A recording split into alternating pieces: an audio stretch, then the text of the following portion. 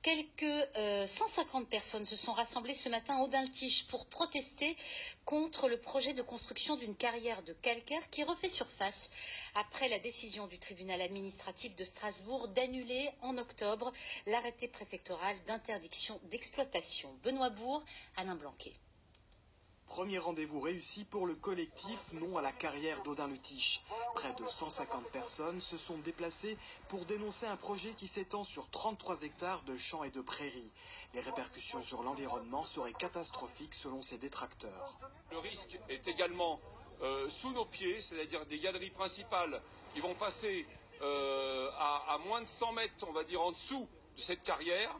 Et c'est l'accès à l'eau potable, notamment avec des ouvrages hydrauliques qui risquent également d'être ébranlés par les tirs explosifs pendant 30 ans. À l'époque de la fermeture des mines, on avait demandé à l'exploitant minier, avec des conditions quand même assez draconiennes, de préserver justement la réserve en eau.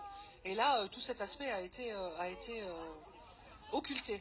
Après une enquête publique défavorable au projet, la préfecture de Moselle a rendu un arrêté d'interdiction en décembre 2015.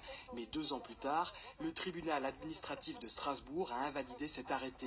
Associations et élus ont donc multiplié les recours, d'autant que des déchets devraient être enfouis dans le site. Je ne comprends pas qu'on puisse accepter de laisser une société enfuir des déchets inertes sans en avoir un contrôle. Et même s'il y avait un contrôle, on ne le permet pas.